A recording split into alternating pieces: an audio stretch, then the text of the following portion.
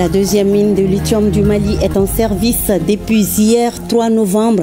Elle a été inaugurée par le président de la transition, le général d'armée Assimi Goïta à Nganala, dans la commune urbaine de Bougouni. Pour cette première phase, il est prévu l'extraction de 100 000 tonnes de concentré de spodumène sur une période de 5 ans à suivre.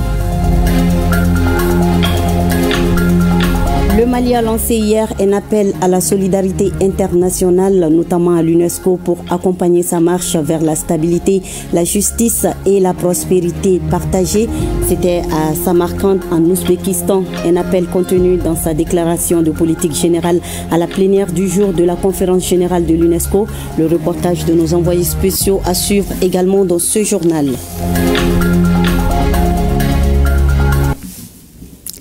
Mardi 4 novembre. Madame, Monsieur, bonjour et soyez les bienvenus dans ce 13h.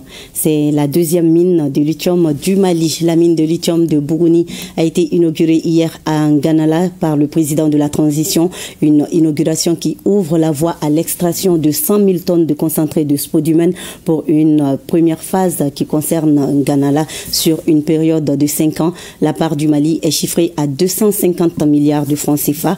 Pour le général d'armée Assimi Goïta, cette mine traduit la volonté du Mali d'être leader en production de lithium en Afrique. Les détails avec nos envoyés spéciaux à Bougouni, Sirabatili, Adaman Kamara, Aruna Diara et Namouri Cheikh Djabati.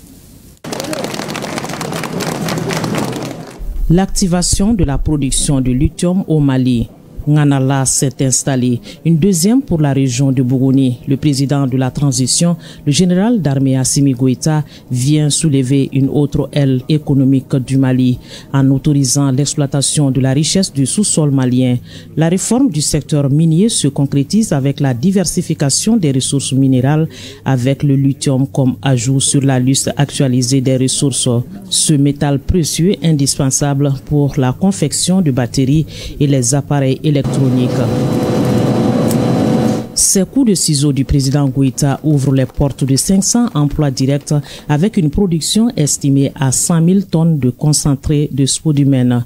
Le chef de l'État dévoile par la suite la stèle confirmant la mise en service de la deuxième mine de lithium du Mali. Il y a moins d'1 an, notre pays a inauguré officiellement la première ligne de lithium de Goulamina. Aujourd'hui, nous procédons à l'inauguration officielle de la deuxième mine de lithium dans la même région, marquant ainsi la volonté affichée de notre pays d'occuper sa place de leader parmi les pays producteurs de cette substance stratégique. Comme vous le savez, ceux qui suivent l'actualité, le lithium n'est pas seulement une ressource, c'est un vecteur de développement industriel et d'innovation technologique qu'il faudra transformer en un vecteur de rayonnement géoéconomique pour notre pays. Et ce projet phare gigantesque sera exécuté en 2 phases. La première phase aura un chiffre d'affaires de 46 milliards avec 500 emplois directs. Donc la deuxième phase verra une augmentation de chiffre d'affaires environ 111 milliards avec 800 emplois directs. C'est donc la marche d'un Mali qui se veut souverain sur une économie bien solide. L'État du Mali, avec son nouveau code minier à 35% compare. La deuxième mine de lithium participera au capital avec d'importantes recettes fiscales, impôts, redevances et dividendes pour les caisses du Mali. Sur une exploitation d'une dizaine d'années, Bougouni 2 promet des retombées de plus de 1000 milliards de francs CFA. L'accent est mis sur le développement communautaire. Comme participation du Mali, environ 35%, donc 5% pour le secteur privé, le Mali aura un bénéfice de 250 milliards d'environ. Ce projet qui vient de commencer a déjà produit ses premiers effets, notamment dans le cadre du développement communautaire. Environ 317 millions ont été investis pour le développement communautaire. 24 milliards investis auprès des partenaires nationaux dans le cadre du contenu local, à savoir l'achat des biens et services. Et nous voudrons effectivement profiter de cette occasion, non seulement saluer la population de Bougouni qui est massivement sortie, aussi saluer la décision forte du gouvernement pour l'annulation de 121 titres miniers, dont 100 permis de recherche. Et cela s'inscrit dans le cadre de la volonté du peuple malien d'assainir le secteur minier qui a été longtemps soumis à une exploitation illégale et frauduleuse de certaines personnes. Et je voudrais aussi profiter de saluer la résilience du peuple malien face à cette crise, aussi lui retirer notre volonté de faire du secteur minier un moteur de développement économique et harmonieux de notre pays. Nganala, ce sont des engins miniers modernes, une usine de traitement de minerais avec un vaste territoire stockant la carrière. Cet univers a été visité par le président de la transition qui s'est réjoui du partenariat Mali-Chine-Royaume-Uni, un pan de coopération qui a permis ce projet. Donc la vision du Mali, c'est de faire du secteur minier un moteur de développement économique. Quand vous parlez de développement, non seulement il y a tout ce qui est dividende en termes de taxes, en termes d'impôts, mais aussi la part de l'État du Mali. Mais cela aussi, c'est de veiller à ce que le peuple malien puisse profiter de ces différents projets, notamment l'emploi des jeunes. Déjà, il y a la loi sur le contenu local qui est désormais une obligation pour tout partenaire de veiller aux intérêts du peuple malien, non seulement en termes d'employabilité, mais aussi en termes de partenariat avec les sociétés privées maliennes. La mine de lithium de Bougouni repose sur 3 gisements, Nganala, Sogola Baoulé et Boumou, avec des variétés de minerais. L'extraction se fait par étapes. La deuxième phase va démarrer en 2028 avec la construction d'une usine de flottation. Avec cette inauguration, le Mali se place au milieu des grands producteurs de lithium dans le monde et en tête de liste des rares pays africains producteurs de lithium. L'avenir est tout simplement prometteur. Vous le savez sans doute, la conférence générale de l'UNESCO se tient à Samarkand, en Ouzbékistan.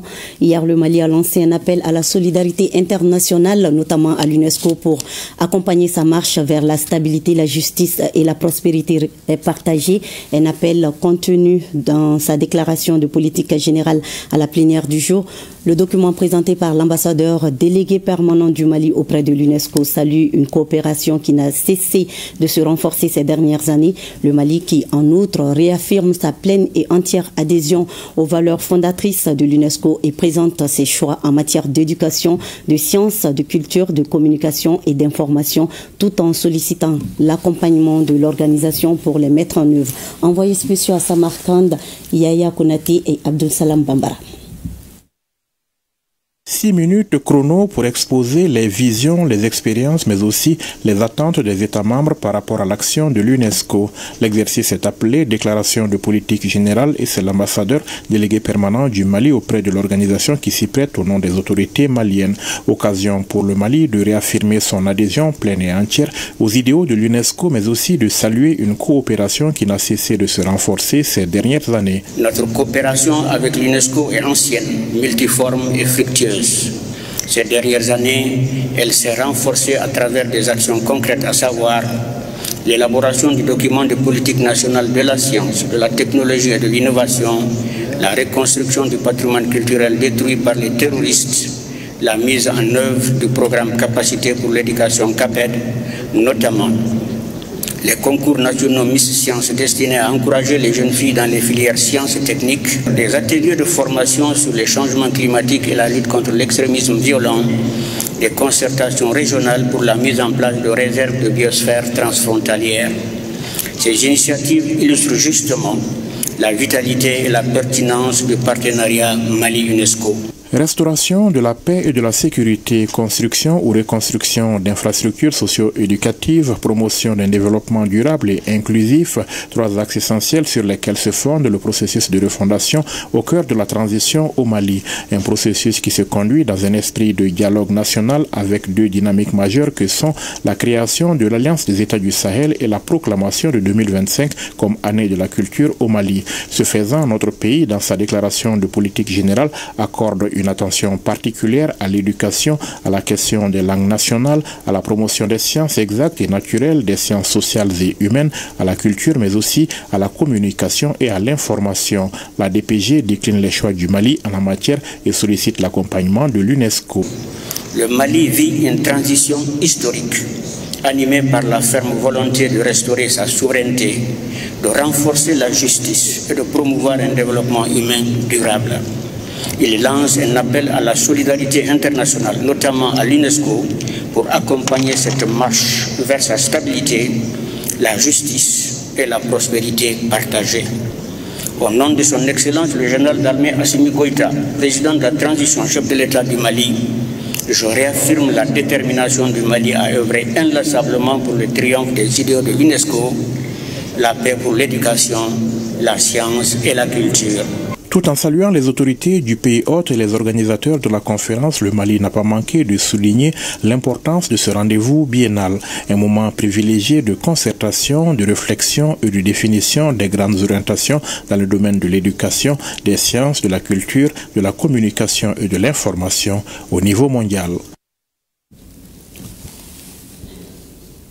Retour au Mali. Ici à Bamako, la plateforme Malikoura Konkan a tenu samedi dernier un point de presse. C'était pour informer de son soutien de reconnaissance aux autorités, aux forces armées de défense et de sécurité, ainsi qu'au peuple malien pour sa résilience face à la pénurie de carburant que vit le Mali.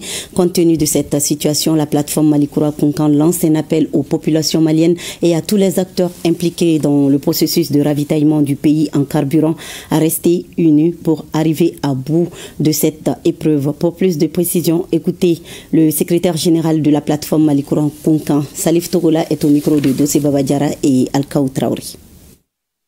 Face à la crise des carburants que traverse notre pays, il est un devoir pour nous tous de nous incliner d'abord devant la mémoire de toutes les victimes civiles et militaires tombées debout sur les remparts, flambeau à la main pour la nation. Il s'agit aussi de rendre hommage à nos forces de défense et de sécurité, à tous les acteurs impliqués dans le processus de ravitaillement du pays en carburant, opérateurs économiques pétroliers, chauffeurs et autres, pour les sacrifices consentis, souvent dans des conditions très difficiles et dangereuses. Ces hommes et ces femmes œuvrent chaque jour à préserver la stabilité et assurer que le pays puisse continuer à fonctionner. Ceci est le témoignage du dévouement patriotique qui mérite la plus profonde reconnaissance de tout un chacun. Il est aussi un devoir pour nous d'apprécier à sa juste valeur et de saluer la résilience sans faille du vaillant peuple malien. L'union et la solidarité entre citoyens deviennent notre première ligne de défense. La meilleure arme face aux défis multiples du moment reste la cohésion sociale et la résilience du peuple souverain qui ont déjà enfreint les souhaits de l'ennemi qui est à ces derniers soupir. Nous sommes conscients et convaincus que les autorités du pays sont déterminés et ne ménageront aucun effort pour juguler cette crise. Oui, nous nous sommes engagés et le chemin est sans retour. L'ONG Gomni lance officiellement à Tombouctou un tout nouveau projet pour renforcer la participation des couches sociales vulnérables et marginalisées au développement communal. Il ambitionne de former ces couches sur les droits de l'homme afin qu'elles puissent mener des campagnes de sensibilisation auprès des communautés pour un changement de comportement. Il s'attellera également à appuyer les collectivités dans la mise en œuvre de leur PDSEC. Ce projet a comme zone d'intervention des communes des régions de Tombouctou et de Taoudéni. Reportage Najim Babassi et Hassan Aïdara. Malgré les multiples efforts de l'État et de ses partenaires dans la promotion du genre, plusieurs personnes demeurent dans le besoin et manquent d'opportunités dans les régions de Tombouctou et de Taoudéni, notamment les femmes, les jeunes et les autres couches vulnérables. En vue de contribuer à leur inclusion dans les prises de décision et la gestion des affaires communautaires, l'ONG Gomni initie le présent projet intitulé « Renforcement de la participation des couches sociales vulnérables et marginalisées au développement communal ». Cet important projet vise entre autres à accroître la connaissance des 380 acteurs composés des couches sociales vulnérables et marginalisées, des leaders traditionnels, religieux, des membres des organisations de la société civile sur les thématiques de gouvernance inclusive.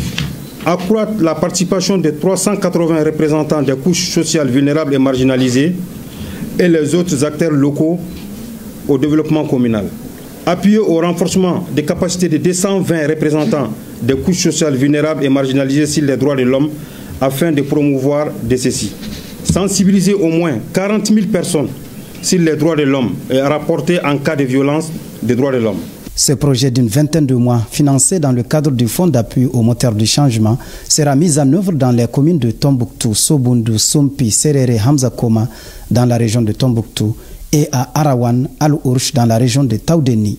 Les autorités des deux régions saluent l'initiative et fondent grand espoir sur ces actions. Ce projet qui va durer 20 mois, j'en suis sûr, permettra qualitativement d'impacter ces différentes couches que nous venons de citer pour leur participation efficace à la gouvernance communale, mais également à leur participation à la vie politique de leurs communautés respectives.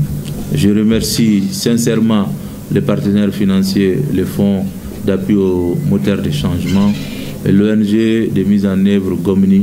Les participants à cette cérémonie de lancement constitués d'autorités politiques, leaders religieux et coutumiers, organisations de la société civile et bénéficiaires tout court sont invités à s'impliquer pour l'atteinte des objectifs assignés.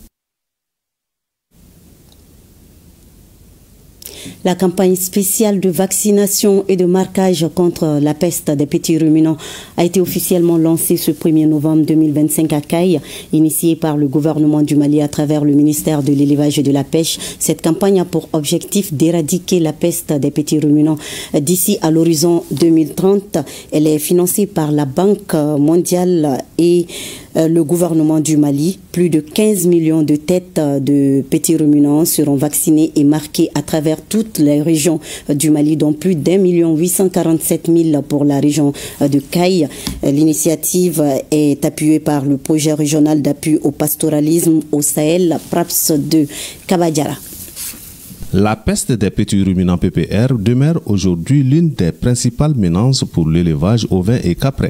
Cette maladie virale hautement contagieuse provoque des pertes économiques considérables, fragilise les moyens de subsistance des éleveurs et met en péril la sécurité alimentaire dans nos zones rurales. C'est dans ce cadre que s'inscrit la présente campagne spéciale de vaccination et de marquage 2025-2026 appuyée par le projet régional d'appui au pastoralisme au Sahel, phase 2, PRAPS 2, financé par la Banque mondiale et le gouvernement du Mali. Je demande à tous les éleveurs de venir vacciner leurs animaux. Ce n'est pas payable. La campagne va durer 3 mois pendant lesquels 15 millions de petits ruminants sont ciblés pour la vaccination. Pour la région de Caille, c'est aux environs de 1 200 000 têtes de petits ruminants. Le représentant du gouverneur réaffirme l'intérêt que porte le gouvernement à ce projet. Au moment où nous procédons au lancement officiel de cette campagne, je réaffirme la détermination du gouvernement du Mali à poursuivre avec constance et persévérance toutes les actions nécessaires pour protéger, moderniser et valoriser le secteur de l'élevage au bénéfice de nos populations pastorales et agropastorales. Rappelons que cette opération gratuite et obligatoire mobilisera l'ensemble des services vétérinaires publics et privés, les autorités administratives, les collectivités territoriales et les organisations professionnelles d'éleveurs. Parlons encore des activités de la dernière semaine du mois de la solidarité et de lutte contre l'exclusion. 363 jeunes ruraux de la région de Caille ont bénéficié d'une formation sur les techniques entrepreneuriales. L'atelier qui s'est tenu à Bafoulabé samedi dernier était organisé par le projet de formation professionnelle, insertion et appui à l'entrepreneuriat des Maliens et du Fonds international de développement agricole FIDA. Reportage à Kansoutou Kanouti. Initié par le projet de formation professionnelle, insertion et appui à l'entrepreneuriat des jeunes ruraux, FIER 2, avec l'appui du gouvernement malien et du Fonds international de développement agricole FIDA, cet atelier couplé aux activités de la célébration de la 4e semaine de la 30e édition du mois de la solidarité et de la lutte contre l'exclusion dédiée à la jeunesse permettra de renforcer les capacités des 363 jeunes ruraux bénéficiaires de la région de Caille en technique entrepreneuriale avant la mise en œuvre de leur projet. La formation l'entrepreneuriat, c'est un état d'esprit. Il s'agit d'inculquer aux jeunes sur cet état d'esprit pour dire que l'entrepreneuriat, c'est certes bien, mais il y a beaucoup de difficultés sur le chemin. On doit avoir vraiment le courage et l'audace pour surmonter les échecs et puis enfin d'être un entrepreneur leader dans le futur. En tant que projet pour la formation professionnelle, l'insertion et l'emploi des jeunes, et aussi on est en phase d'une série de formations qui rentrent dans ce cadre aussi du projet même de la semaine, du mois de la société même de la semaine, et la 4e semaine de la jeunesse. Donc on a jugé utile d'organiser le lancement de cette série de formations pour commémorer le mois. D'une durée de 7 ans, le projet de formation professionnelle, insertion et appui à l'entrepreneuriat de jeunes ruraux FIER 2 vise à promouvoir l'entrepreneuriat rural et l'intégration africaine des jeunes dans les chaînes de valeurs agricoles et sous-secteurs non agricoles. Toujours dans le cadre des activités du mois de la solidarité, l'orphelinat d'Embanyuma Djoyoro, si à Doumanzana, dans le premier arrondissement du district de Bamako, était à l'honneur au cours d'une soirée gala ce week-end. Elle a permis un levée de fonds pour les pensionnaires du dit orphelinat. Le compte rendu de Djurache Diakité et Suleiman Diabati. Collecter des fonds pour l'orphelinat d'Embanyuma Djoyoro afin de contribuer à la prise en charge alimentaire, scolaire et même sanitaire des locataires de la structure. Telle est la motivation réelle de cette soirée gala organisée par l'association Maliker Unie. Ces enfants-là, ce sont nos enfants, ce sont nos petits-enfants.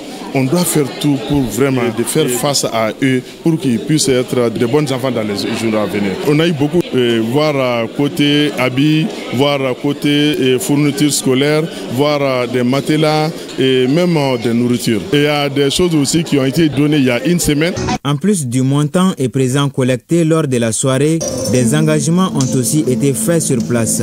Par exemple, le promoteur d'une école privée accorde une scolarisation gratuite à 10 enfants de cet orphelinat jusqu'en 9e année. Autre engagement et non des moindres, l'octroi de 100 kits scolaires, c'est la contribution faite par l'association Ambico. Nous avons amené des kits scolaires pour les donner et j'invite les gens à se manifester parce que ces enfants ont vraiment besoin. On a vu des images, ça donne froid au cœur. La promotrice de l'orphelinat d'Embanyuma Djoyoro s'est dit réconfortée par les gestes et les engagements et réitère sa gratitude à tous ceux qui d'une manière ou d'une autre se sont manifestés pour donner une bouffée d'oxygène à son établissement. C'est une surprise à nous. Aujourd'hui ça m'a fait pleurer parce que je ne sais pas ce que ça veut dire.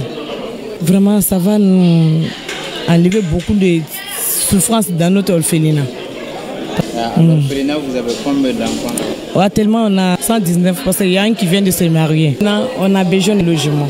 Les fonds collectés seront remis à la structure lors d'une autre cérémonie prévue pour ce lundi 3 novembre. En troisième région, c'est la direction de l'Académie d'enseignement de Sikasso qui a abrité ce premier lundi du mois la cérémonie tournante de montée des couleurs nationales, une initiative de la chef de l'exécutif régional dont l'objectif est de cultiver le sentiment patriotique. L'activité était évidemment présidée par le gouverneur de la région. Reportage à Yoruba Diabati et Suleiman Bamba. C'est une structure déconcentrée du ministère de l'Éducation nationale qui accueille ce premier lundi du mois de novembre la montée tournante des couleurs nationales. C'est à 7h25 que la chef de l'exécutif régional, accompagnée des membres de son cabinet, fait son entrée dans la cour de l'Académie d'enseignement de Sikasso. Les formalités protocolaires accomplies, la cérémonie s'ouvre dans une atmosphère empreinte de solennité. Le drapeau, c'est très important, c'est un des piliers de la nation. Nous sommes l'éducation, donc nous devons sensibiliser les citoyens pour qu'ils connaissent les drapeaux, bien maîtriser les drapeaux, son sens, sa signification, tout ce que ça représente pour la nation malienne. L'Académie d'enseignement de Sikasso comprend plusieurs divisions. Ses missions sont à la fois pédagogiques, administratives et de coordination. La mise en œuvre de la politique éducative au niveau régional se heurte à plusieurs difficultés. Le bâtiment est dépassé. Une extension de l'académie serait vraiment salutaire. Il y a également le problème de moyens roulants pour faire un suivi sur le terrain. Les autres temps forts de la cérémonie ont constitué à la visite des locaux. Rendez-vous est pris le mois prochain pour une cérémonie similaire, cette fois-ci à la direction régionale des impôts. La montée tournante des couleurs nationales a été rehaussée par la participation remarquée de l'Association des pionniers du Mali. Et c'est la fin de cette édition. Merci de votre fidélité. À 20h, vous avez rendez-vous avec Baraki Sawatara. Bel après-midi à vous et à demain 13h, Inch'Allah.